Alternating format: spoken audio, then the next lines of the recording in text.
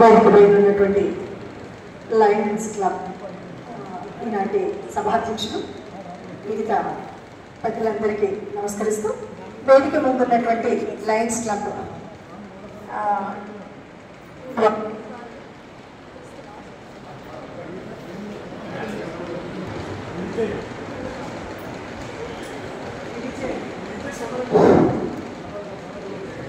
అదేవిధంగా ఇప్పటి వరకు ఉన్నటువంటి వారు చేసినటువంటి కార్యక్రమాలకి అభినందనలు తెలియజేస్తూ మరి ఈరోజే నూతనంగా ఎన్నికైనటువంటి సభ్యులందరికీ అభినందనలు తెలియజేస్తూ లయన్స్ క్లబ్ అంటేనే సేవకు మరో అర్థం అని చెప్పేటువంటి వాళ్ళు కావున మనకు ఈ సంస్కృతి ఎప్పటి నుండో ఉన్నప్పటికీ దేవుడన మాతృదేశమా దేవతలన ప్రజలు యజ్ఞ దీక్షాయనంగా ఎందుకంటే 84 లక్షల జీవరాశులలో ఒక మేధాశక్తితో పుట్టినటువంటి వాడు మానవుడు మాత్రమే. మిగతా జీవులన్నీ కూడా కాస్త పశువులు పశుపక్షాలు ఏవైనా సరే వాళ్ళకి కాస్త అడ్డంగా నేలకు అడ్డంగా ఉంటాయి.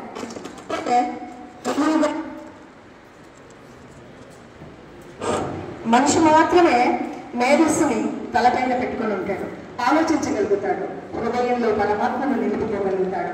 ఈ పరమాత్మ తత్వానికి ప్రకృతి మధ్యలో అనుసంధానంగా ఉంటుంది. అందుకే ఎవరైనా సరే పుట్టినవాడు గిట్టకి తప్పదు, పుట్టినవాడు గిట్టకి తప్పదు అన్నప్పుడు పుట్టినవాడు పుట్టెండలని అలాగే ఉంటూ చిన్న వచ్చి శ్రీరామ రక్ష నేను సాధించుకుంటే చాలు అంటే కాదు. పుట్టినవాడు ఏదో ఒకటి చేసి వెళ్తే తప్ప వాడికి జీవితంలో పేరు ఉంటుంది కదా. మనందరం చెప్పుకుంటాం కారేణీ రాజులు అని. కారేణీ రాజులు అంటే వాళ్ళు ఎవరు కూడా ఇప్పటికీ ఇంకా ఇక్కడ ఉండిపోలేదు కదా, వారి పేరైనా కదా ఈ భూమి మీద అంటారు కదా.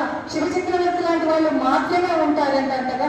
మరి అలాంటి వాళ్ళు అలా సేవ చేయాలి అంటే మధ్యలో మనం మనిషిగా పుట్టినటువంటి వాళ్ళు ఎంతో కొంత తోచినంత చేతనైనంత మామూలు మానవుడు కూడా చేయాలి.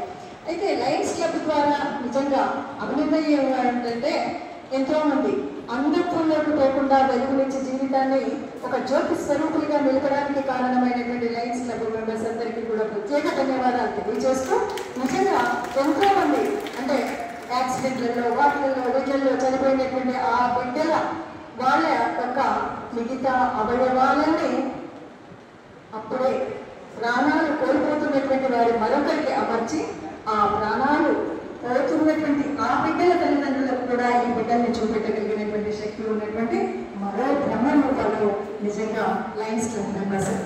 ఎంతగా నడుచుకున్నా ఎంతగా మొక్కున్నా మనకు నిజంగా ఇంత సేవా తత్పరత ఎక్కడుంది అంటే మన పుట్టిన భారతదేశంలో. నిజంగా ఇది ప్రపంచం అంతటికీ ఉన్నటువంటి ఎన్జిఓ అయినప్పటికీ భారతదేశంలో ఉన్న వాళ్ళు మాత్రం ముందే కాదు. ఎందుకంటే ఇది మన సనాతన ధర్మంలో ఉన్నటువంటి పుణ్యభూమిలో పెద్దభూమిలో పుట్టినటువంటి ఎవరైనా కూడా మనం ముందుగా చెప్పేవారేంటి బ్రింగేది వారు పుట్టాలి బ్రింగేది బ్రింగమనే మేలని ప్రజలకు సర్వమంగళ మంగళ్యమంత మహిళలో కదా.